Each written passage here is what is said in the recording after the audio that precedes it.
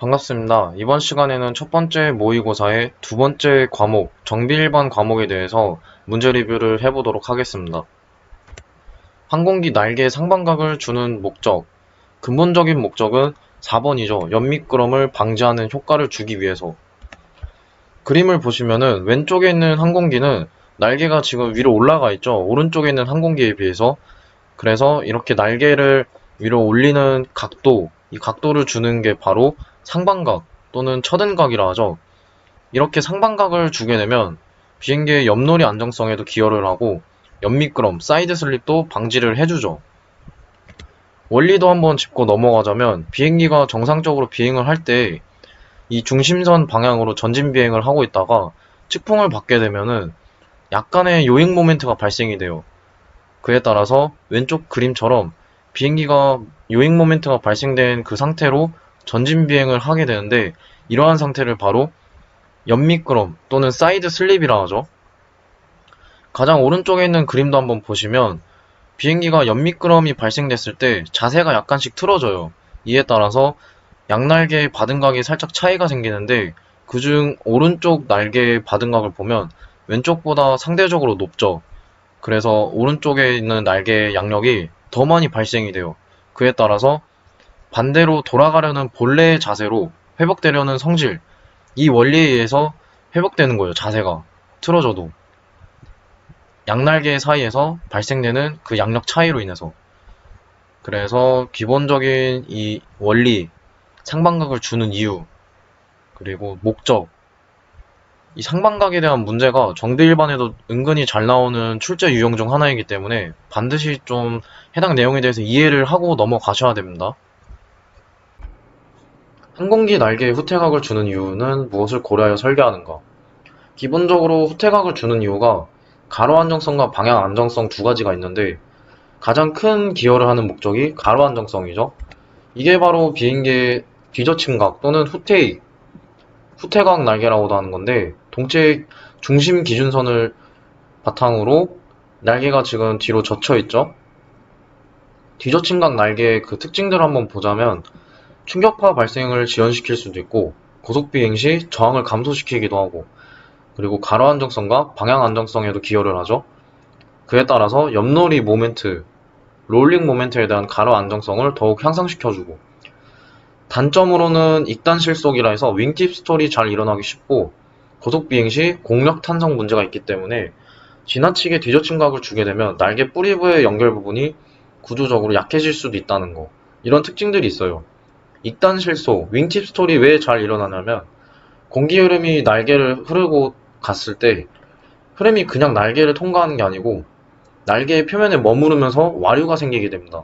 그걸 바로 속박 와류라 하는데 그 와류가 날개 끝으로 갔을 때 끝에서 또 와류가 발생이 되죠. 날개 끝 와류. 그로 인해서 유도압력이 발생이 돼요. 그에 따라서 날개 윙팁 스톨이 발생되기도 쉽고 그래서 날개 끝에 요즘 항공기에는 윙렛이라는 항력 감소 장치를 많이 장착을 해놓죠.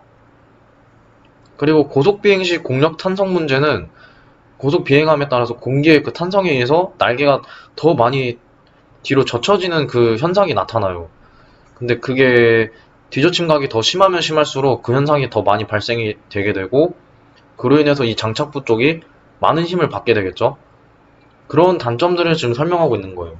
장점과 단점, 이 특징에 대해서도 잘 알아두시고 뒤젖힘각과 후퇴, 그 날개가 중심선을 기준으로 해서 봤을 때 왼쪽 날개는 날개가 내려가 있어요, 지금. 반대로 오른쪽 날개는 올라가 있죠. 이때 항공기가 이제 측풍을 받게 되면은 왼쪽 날개에서는 거의 90도의 각도를 이루고 있죠. 상대풍 방향과 날개의 그 각도가. 그리고 우측 날개 같은 경우에는 상대풍과 날개의 그 각도가 직각이 아닌 비스듬히 각도를 이루고 있어요, 지금. 그래서 그 좌측 날개가 공기 흐름 속도가 더 빨리 통과되기 때문에 우측보다 여기서 양력이 더 많이 발생이 되는 것이고 항공기가 롤링이나 사이드 슬립이 발생됐을 때 두 날개에 발생되는 양력 차로 인해서 항공기의 자세를 다시 회복시키는 거죠. 이게 처등각, 그 항공기 상방각과 비슷해요. 후퇴각을 주는 그 효과도. 그 원리. 이것도 시험 문제에 잘 나오기 때문에 잘 알아두셔야 됩니다. 리벳 식별 표시 번호 중 AN470과 같은 AN, NAS 문자 표기법이 의미하는 것은, 이 문자 표기법은 리벳의 규격을 말하죠. 리벳의 규격은 지금 해설과 같이 AN 규격이 있고 NAS 규격, 그리고 MS 규격 이렇게 있는데, NA 규격은 미 공군 해군 표준 규격이에요. 이게 많이 쓰이고, NAS는 국가 표준 항공 규격이고, MS는 미 군사 규격인데, 이것도 많이 쓰죠. 일반적으로 이제 시험에서도 많이 물어보는 게 AN 규격과 MS 규격. 기본적인 이 사항은 알아두셔야 됩니다.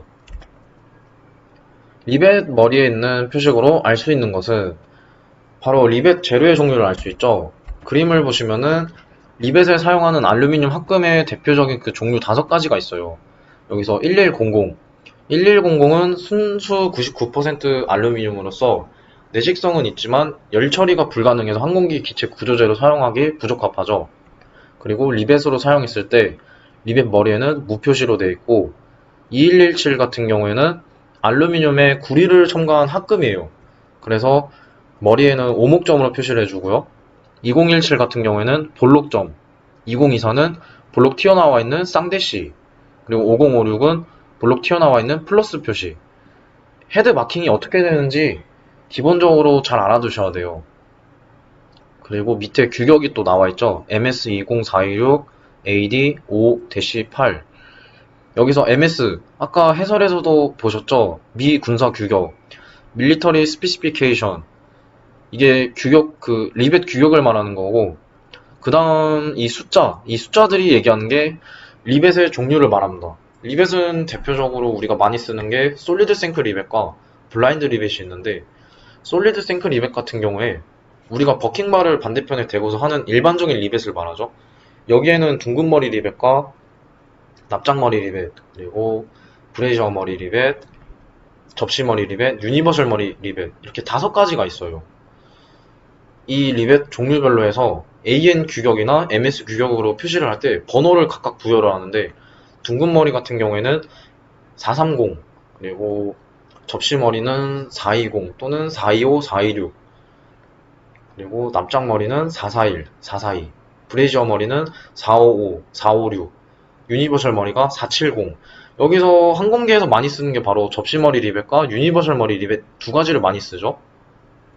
그리고 여기 규격에 표시되어 있는 그 숫자가 426, 42, 420번대가 바로 접시 머리 리벳이죠. 카운트 성크라고 써있죠. 헤드 쉐이프 써있고. 그 다음에 나와 있는 문자가 AD, 이게 이제 재질이에요. 재질, 합금 재질. 그냥 A로 표시하면은 1100, 지금과 같이 AD면은 2117, 그냥 D로 표시하면 2017, D로 표시하면은 2024, B로 표시하면 5056.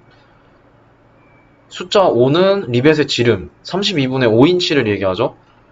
그리고 숫자 8은 리벳의 길이를 말하죠. 리벳의 길이 16분의 8인치. 이 규격에 대해서 식별하는 방법도 아셔야 되고, 그리고 여기서 비행기 면장, 실기, 구술에서 이 사항에 대해서 기본적으로 다 물어보는데, 몇 가지 더 짚고 넘어가자면 2017과 2024가 다른 말로 분류하면은 아이스박스 리벳으로 분류를 하죠. 왜 그러냐면은 일반적으로 알루미늄 합금 특성상 열 처리 후에 상온에 노출되게 하면은 시호 경화라는 게 나타나요. 그 시호 경화가 무엇이냐면은 시간의 지남에 따라서 금속이 다시 본래의 단단한 성질로 되돌아가려는 그 성질이에요. 만약에 시호 경화가 된 리벳을 사용하게 됐을 때 판재에 리벳을 넣고 리베팅을 하게 되면은 판재 주위에 리벳이 성형이 전혀 안 되니까 판재 주변부가 다 우그러지거나 찌그러져요. 이렇게 되면은 항공기 기체술이나 보강 작업을 할 때 주변부가 다 손상되니까 매우 안 좋겠죠. 그래서 열 처리를 해서 금속을 연화시켜가지고 부드럽게 만든 다음에 성형하기 쉽도록 만든 거예요. 그런데 상온에서 이제 노출되었을 때 2017 같은 경우에는 1시간 이내에 사용해야 되고 2024 같은 경우에는 20분에서 30분 이내에 사용을 해야 되는데, 만약 이 시간 내에 사용하지 못할 경우에 아이스박스에 이제 보관을 했다가 사용을 합니다. 왜냐? 아이스박스에 보관을 하게 되면은 시호 경화가 지연되는 효과가 있는데, 그 원리는 금속을 이루고 있는 그 물질, 분자들이 있겠죠. 열 처리를 하게 되면 꽉 붙어있던 분자가 떨어져 있다가 시간이 지남에 따라 얘네가 다시 되돌아가려고 다시 또 서로 붙어요. 그럼 되게 단단해지는 건데 아이스박스에 그걸 보관하게 됐으면은 그 분자 운동의 운동성을 감소시키겠죠. 그렇게 해서 시효경화를 지연시키는 거예요. 이 원리로. 그래서 아이스박스 리벳이라 불리죠. 2017과 2024는. 그리고 여기서 또 구술에서 물어볼 법한 게 2017과 2117 그 차이는 또 무엇이냐고 물어볼 수도 있어요. 그 둘의 차이는 두 번째 자리 숫자의 차이가 있는데 여기서 2117 같은 경우에는 2017과 다르게 상온에서 그대로 바로 사용이 가능해요. 2117은. 그게 왜냐? 이 숫자 1이 있죠. 두 번째 자리. 숫자 1이 바로 계량 처리를 했다는 의미를 나타내기 때문에 상온에서 그대로 사용이 가능하다는 거. 이 특징도 잘 알아두세요. 턴버클 세이프티 락 종류가 아닌 것은 고정 작업의 종류가 아닌 것을 묻고 있죠. 락킹 핀이 아닌데 그림을 보시면은 턴버클 배럴에 지금 클립이 들어가죠. 이게 바로 락킹 클립이에요. 락킹 클립. 일반적으로 많이 사용하고 간단해요. 클립 자체가 이제 작업 소요 시간도 많이 걸리지 않기 때문에. 그리고 여기 싱글 랩과 더블 랩이 있는데 이 두 가지 방식은 학교 실습 시간에도 많이 해보셨을 거예요. 수험생 여러분들께서는. 싱글 랩 같은 경우에는 세이프티 와이어, 안전결선으로 와이어 한 가닥을 이용해서 이렇게 고정 작업을 해주는 거고, 그 다음에 더블 랩은 복선식이라 해서 와이어 두 가닥을 이용해서 고정 작업을 하죠. 이것도 잘 알아두세요. 금속 재료 중 구리합금 부식 형태는 어떤 것인가? 구리합금은 일반적으로 부식이 되면은 녹색 산화 피막이 생겨요. 해설에도 보면은 지금 이 강조 표시가 된 부분이 시험에 나오는 부분인데 문제 지문이 구리합금이 아니라 알루미늄 합금 또는 마그네슘 합금의 부식의 형태는 무엇인가 이러면은 회색 및 흰색의 침전물이 형성되는 것을 체크하시면 되고 구리합금을 지금과 같이 물어보면 녹색 산화 피막 그리고 철강 재료는 붉은색 녹을 형성하죠. 이것도 그림을 보시면은 철강 재료는 우리가 일반적으로 일상생활에서 많이 보셨을 그런 부식의 형태예요. 금속이 녹슬면은 이렇게 되죠. 일반적인 철강 재료의 부식 형태를 나타내는 거고 구리합금은 부식이 되면 이런 식으로 녹색 가루나 녹색 산화 피막이 형성이 돼요. 그리고 알루미늄이나 마그네슘 합금은 표면에 이렇게 하얀색 또는 회색의 그 침전물이 형성이 되죠. 이 그림에 대해서도 잘 알아두시면 문제를 쉽게 접근하실 수가 있어요. 항공기 동체와 날개에 주로 사용하는 알루미늄 재료는 무엇인가? 2024와 7075를 현재 많이 사용하고 있죠.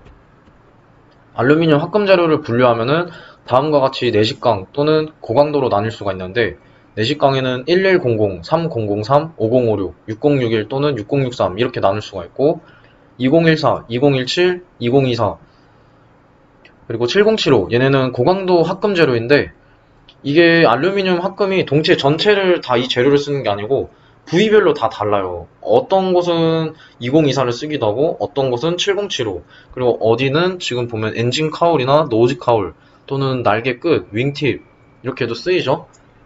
그래서 지금 동체나 날개에 많이 쓰이는 것은 바로 2024와 7075를 많이 사용하는데 2024 같은 경우에는 2017의 알루미늄, 구리, 마그네슘의 그 합금 원소 조성을 변화시킨 거예요. 마그네슘 함량을 더 높인 거죠. 그에 따라서 가공성을 더 높이는 거고 2017 같은 경우에는 듀랄루민으로 불리는데 개량된 2024는 여기서 슈퍼 듀랄루민으로 불려요. 다른 말로. 그리고 아까 리벳 제로 설명하면서 말씀드렸는데 상온에서 시호 경화성이 있고 내식성은 양호하고 그리고 전단력과 인장력에도 우수하고 그에 따라서 항공기 외피나 골격, 리벳 재료에도 많이 쓰인다는 특징이 있죠. 그다음 7075 같은 경우에는 알루미늄과 아연, 마그네슘계의 합금인데 이 7075는 다른 말로 엑스트라 슈퍼 듀랄루민으로 불려요. 최초로 일본에서 개발되었다가 미국에서 더 개량 처리돼서 상용화가 되고 지금 많은 산업에 많이 쓰이고 있죠. 특징은 뭐 2024보다 강도가 20%더 높고 대신에 피로 강도 면에서 좀 불리한 점이 있어서 취성이 한번 발생되면 가공성이 떨어지는 단점이 있어요. 그래서 그 부분에 있어서 7075는 취급 시 주의사항이 있기 때문에 이 부분에 대해서 또 잘 알아두셔야 돼요. 그리고 비행기 면장 구술에서도 알루미늄 합금 재료에 대한 그 특징이나 종류, 그리고 어떻게 분류하고 그 종류별로 이제 어떤 특성들, 어떤 장단점이 있는지 이런 것들에 대해서도 물어볼 수 있기 때문에 이 내용에 대해서는 꼭 잘 알아두셔야 됩니다. 상대 습도가 어느 정도 될 때 인체에 가장 유해한가? 일반적으로 지금 이 문제는 인적요소 문제에 해당되는데 항공 인적요소 자료에 따르면 인체에 유해한 상대 습도는 수치가 30% 이하 또는 80% 이상으로 나타나 있어요. 그래서 이 인체에 유해한 상대 습도의 수치에 대해서는 좀 암기를 해두셔야 됩니다. 제트기가 비행하기 좋은 대기는 무엇인가? 바로 대륙권 계면이죠.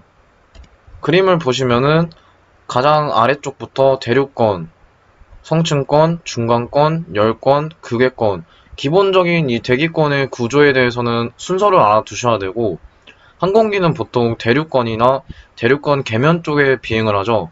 대륙권 계면 쪽을 비행하게 됐을 때 편서풍이 불게 되는데, 비행기가 이 편서풍을 타고 비행을 하게 되면 최소의 연료 소모뿐만 아니라 항속거리를 최대한 늘려서 상당히 경제성이 우수해져요.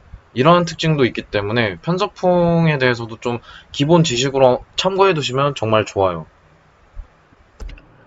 항공기 플렉시블 호스 장착 시 주의사항에 관한 설명 중 틀린 것은? 비틀림이 너무 과하지 않으면 상관없다. 좀 말이 좀 그렇긴 한데 맞죠 이것도? 비틀림이 너무 과하면 호스의 피팅이 풀린다. 피팅, 연결부가 풀린다. 맞죠? 비틀림이 너무 과하면 풀릴 수가 있죠? 비틀림의 정도를 확인할 수 있는 선이 있다. 이것도 맞는 말이죠. 클램프의 무게를 고려하여 가능한 한 멀리 설치한다. 이게 좀 잘못됐죠? 클램프는 무게를 고려해서 멀리 설치하는 게 아니고 60cm마다 그 간격을 유지해서 설치를 해줍니다. 호스의 파손 방지를 위해서. 그래서 지금 이게 항공 기체에도 유사 유형으로 많이 나오는데 이 해설에 대한 내용도 잘 알아두셔야 돼요. 비행기 날개에서 받은 각이란 무엇을 말하는가? 받은 각, 바로 상대풍, 그 바람과 비행기 날개골, 에어포일의 시위선이 이루는 각도죠. 그림을 보시면은 여기가 날개 앞전과 뒷전을 이은 그 직선이 바로 시위선이에요. 시위선. 그 시위선과 상대풍, 바람이 부는 그 상대풍과의 이루는 각도, 그게 바로 받은 각이에요. 받은 각. 이것도 기본적인 문제죠. 자분 탐상 검사 시 종축과 원형 자화 방법이 모두 사용되어야 하는 이유는 바로 4번이 정답인데 그 자화 방식을 한번 그림으로 보시면은 왼쪽이 바로 종축 자화예요. 종축 자화. 그리고 우측이 원형 자화인데 자화란 무슨 뜻이냐면은 자화는 먼저 자분 탐상 검사가 자성체 금속에만 적용이 가능을 해요. 그래야지 그 자성의 성질을 이용해서 자분이 그 모여드는 쪽으로 표면 결함을 지시하기 때문에 자성체 금속에만 적용이 가능한데 자화라는 말은 그 자성체 금속을 자석의 성질을 띠게끔 만드는 거예요. 지금 그림도 보시면은 이 왼쪽에 종축 자화 방식이 자석의 그 방향이 있죠. 이 자석의 방향이 지금 종축의 방향으로 쭉 일직선으로 나 있어요. 그리고 자분을 표면에 뿌렸을 때 자분이 그 자석에 의해서 표면에 결함 있는 쪽으로 모여들죠. 이때 그 자석의 방향과 결함의 방향이 평행하게 될 경우에 지시 모양의 결함 검출도가 많이 떨어져요. 대신에 이렇게 수직으로 형성되어 있는 결함에서는 되게 결함 검출도가 우수하죠. 원형 자화도 마찬가지예요. 보면은 원형 자화의 자석 방향과 결함의 그 균열 방향이 서로 평행할 경우에 결함 검출 감도가 많이 낮아지고 반대로 이렇게 직각인 방향인 경우에 결함 검출 감도가 높아지죠. 그래서 이 두 가지 방식을 좋아해서 두 가지 방식을 이제 같이 이용을 해서 모든 방향에 대해서 결함 검출도를 높이기 위해 쓰는 거죠. 두 가지 방식의 자화. 이것도 난이도가 좀 있는 문제라고 좀 판단이 되는데 이 내용에 대해서도 잘 알아두세요. 초도의 항공기 제작사에서 측정하여 제공하고 항공정비사가 주기적으로 측정하여 수정 및 보완하여 발행하는 것. 바로 항공기 중량과 평형 보고서죠. 웨이트 앤 밸런스 리포트가 있는데 맨 처음에 항공기 제작사에서 비행기를 제작하고 나면 그 상태에서 항공기의 자중을 측정을 해요. 측정한 그 값을 항공기 스펙에 제공을 해주죠.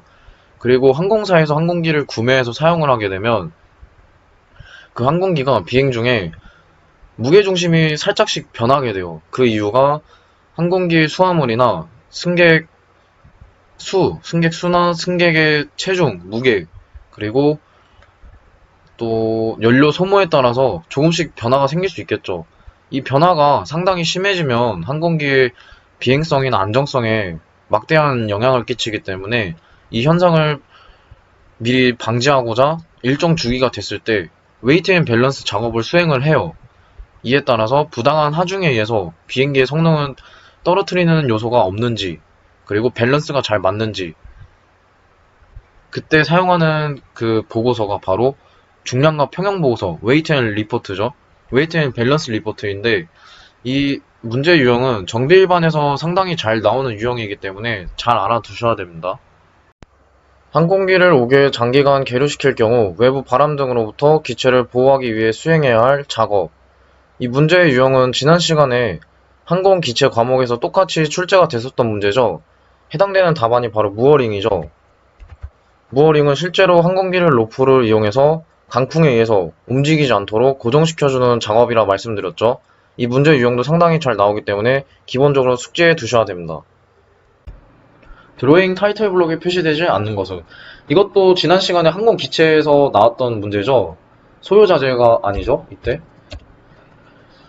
여기 보시면은 그때 그림을 보면서 했었는데 바로 여기가 이제 드로잉 넘버, 도면 번호고, 부속이나 기계 번호가 바로 여기 파트 넘버, 부품의 그 부분품 번호고, 도면의 축척, 스케일, 비율이죠, 비율. 1대1 비율. 그리고 날짜 적는 칸이 여기 있고, 회사명은 지금 여기 나와 있지가 않아요. 그리고 이 도면이 그때도 설명드렸지만 표준이 아니에요, 표준이. 그냥 참고하시라고 그림을 넣어 놓은 건데 디자인이 다 달라요, 도면이. 그리고 제도사, 검열자, 인가자, 그거는 여기 디자이너 이 칸에다가 쓰는 거. 이것도 잘 알아주세요. 볼트에서 그립의 위치를 의미하는 것은 간단하죠. 나사가 나 있지 않는 부분의 길이. 그림을 보시면은 이게 볼트인데, 볼트가 우리가 일반적으로도 많이 쓰이죠. 항공뿐만 아니라 자동차, 자전거, 그리고 가정용품, 모든 것에 많이 쓰이죠, 볼트가. 이때 볼트의 그 명칭, 부위별 명칭을 좀 아셔야 되는데, 여기가 지금 이 부분이 볼트 헤드고, 지금 이 매끄러운 부분, 아무것도 없는 부분이 바로 그립입니다, 그립. 그리고 여기 나사산이 나 있는 부분이 바로 이제 스레드, 나사산, 영어로 이제 스레드라 하는데, 볼트의 길이를 측정할 때는 그립과 스레드를 포함해서 측정을 해줍니다. 반대로 접시머리 모양을 하고 있는 볼트인 경우에는 볼트 헤드와 모든 길이를 다 포함해서 길이를 측정해주죠. 이 내용도 기본적인 사항이기 때문에 잘 알아두세요. 무게중심 전방 1개, 앞쪽에 2개의 좌석과 수화물실이 있다면 어떻게 해야 하는가? 무게중심 전방 1개라는 말은 말 그대로 항공기의 무게중심점이 얼마만큼 변화가 있는지 가장 전방을 무겁게 하거나 혹은 꼬리날개 쪽을 무겁게 해서 그 이동 범위 한계값을 보는 거예요.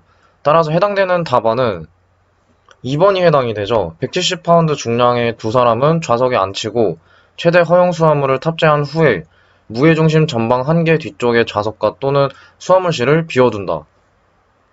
이러한 점검을 웨이트 앤 밸런스의 양극단 상태 점검이라 하는데, 이 해설 내용과 같이 가능한 기수 방향으로 무겁게 또는 그 반대로 꼬리 날개 쪽에 무겁게 탑재를 해서 무게중심이 허용 한계 이내인지 계산상으로 점검하는 것이라 나와 있죠.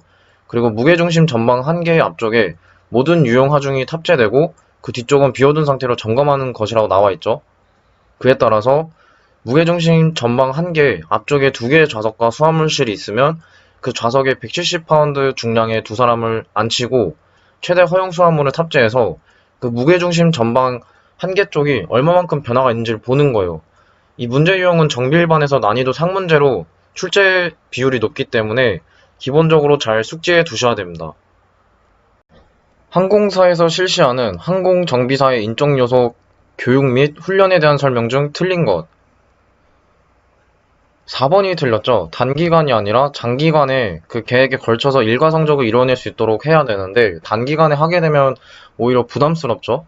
나머지는 맞는 말이죠. 계획적으로 실시하고 체계적이고 주기적으로 실시해야 되고, 그리고 사후에도 세심한 관리와 관찰을 통해서 수시로 교정할 수 있어야 되고, 항공 인적 요소 자료에도 나와 있죠. 장기간 계획적이고 체계적이며 주기적으로 실시해야 된다 나오죠.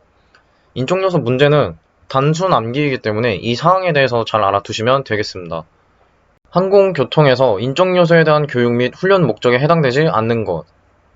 해당되는 답안은 4번이죠. 인적 요소 문제는 기본적으로 좀 암기해 두셔야 될 사항들이 많아요. 인간의 뇌로 공급되는 혈액의 양. 이런 문제도 나오죠. 뇌로 공급되는 혈액의 양.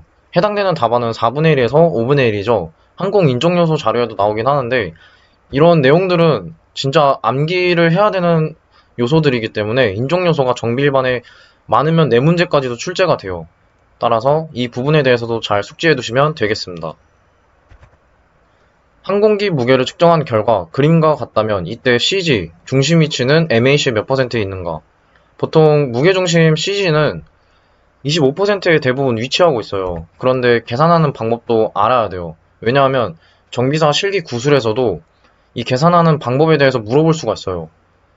계산 방법은 우선 무게중심부터 구해야겠죠. 그 무게중심 공식은 총 무게분의 총 모멘트인데 이때 총 무게를 구하려면 노즈기어의 무게와 메인기어 무게 모두 더하면 총 무게가 나오겠죠. 그리고 총 모멘트는 무게 곱하기 거리죠. 따라서 노즈기어의 모멘트는 1000kg 곱하기 100을 곱하면 되고, 그리고 메인 기어는 기준선에서 메인 기어까지 위치 거리가 500이죠. 이에 따라서 이렇게 공식이 성립되면 항공기 무게중심 CG는 420이 나와요. 한 이쯤에 위치하겠죠, 무게중심이. 그리고 무게중심 값이 420이 나왔기 때문에 %MAC 공식을 응용하면 H는 기준점에서 CG까지의 거리를 나타내고, X는 기준점에서 MAC 시작점까지 거리, 그리고 C는 MAC의 길이를 나타낸다 나와있죠. 이에 따라서 %MAC 공식을 다시 풀어서 보면은 무게 중심값은 420이 나왔고, 그리고 370, 기준점에서 MAC 시작점까지 거리죠. 370을 빼주고, 그리고 200은 지금 570에서 370을 빼면 나오죠. 그게 바로 MAC 길이죠. 서로 나눠서 곱하기 100을 하게 되면 딱 25%가 나와요. 이에 따라서 무게 중심은 25% 지점에 위치한다는 걸 알 수가 있겠죠. 이 사항에 대해서도 실기 구술에 나오기 때문에 기본적으로 잘 숙지해 두시면 되겠습니다. 다음 중 코터핀이 장착 가능한 것. 간단한 문제죠. 캐슬너트가 가능하죠. 캐슬너트는 이렇게 성 모양으로 되어 있고, 이 부분에 홈이 나 있는 부분에 볼트 스레드 부분에도 구멍이 뚫려 있어요. 이 구멍을 통해서 코터핀을 삽입해서 코터핀을 양쪽으로 벌리면은 나중에 항공기 진동이나 하중에 의해서 이 너트가 풀리는 것을 방지해주죠. 그에 따라서 이렇게 고정 작업을 해주는 코터핀과 캐슬너트의 관련성을 잘 기본적으로 숙지해 두시면 되겠습니다. 다음 설명 중 탄소광이 아닌 것. 이 문제의 유형은 지난 시간에 항공 기체에도 똑같이 출제됐던 같은 유형의 문제인데 정답이 3번이죠. 탄소광은 일반적인 이 철강 재료는 항공기 기체 구조재에 쓰이지 못하죠. 그 이유가 4번처럼 탄소 함유량이 증가하면 경도는 증가하는 대신에 인성과 내충격성, 용접성 이 세 가지가 나빠지기 때문에 주 기체 구조재에는 사용하지 않고 케이블이나 코터핀에 많이 쓰여요. 해설도 보시면은 탄소광은 일반적으로 0.025% 이하는 순철, 2.0% 미만은 강, 2.0% 이상은 주철. 여기 이 부분이 시험에 좀 출제되는 유형이라고 알려드렸었죠. 잘 알아두셔야 됩니다. 그리고 함유량에 따라서 저, 중, 고 세 가지로 나뉘고 또 높을수록 경도는 증가하는 대신에 인성, 내충격성, 용접성이 나빠지는 특징이 있다는 거. 따라서 기체 구조재로는 사용이 부적합하기 때문에 주로 항공기 기체 구조재로 쓰이는 재료는 보통 알루미늄 합금, 티타늄 합금, 그리고 복합 소재, 이러한 비금속 재료들이 많이 쓰이고 있죠. 비철강 재료나 비금속 재료들. 그래서 탄소광에 대한 이 특징도 시험 문제에 잘 나오니까 반드시 꼭 잘 알아두셔야 됩니다. 항공기 운항 중 번개가 음속 28.02m/s의 속도로 치고 2초 만에 소리가 들렸다. 번개가 친 곳은 얼마나 떨어진 곳인가? 먼저 1음속이 몇 m/s인지 아셔야 되는데 1음속은 340m/s죠. 그리고 2초 만에 소리가 들렸다니까 340에 곱하기 2를 해서 번개 음속을 더하면은 3번의 답이 나옵니다. 거의 근사값인데 여기 나오죠, 해설에도. 340에 2초를 곱하고 거기에 번개 음속을 더해서 708.02m가 나왔죠. 이게 번개가 친 그 거리를 나타내요. 캐슬너트를 고정할 때 사용하는 것. 아까와 유사한 문제가 있었는데 이번에는 문제 지문 유형이 좀 변형돼서 나왔죠. 캐슬너트를 고정할 때 쓰이는 것은 바로 코터핀이죠. 이 그림도 보셨죠? 캐슬너트에 코터핀이 들어가 있고 양쪽으로 벌려서 캐슬너트가 진동이나 하중에 의해서 풀리지 않도록 고정시켜주는 작업.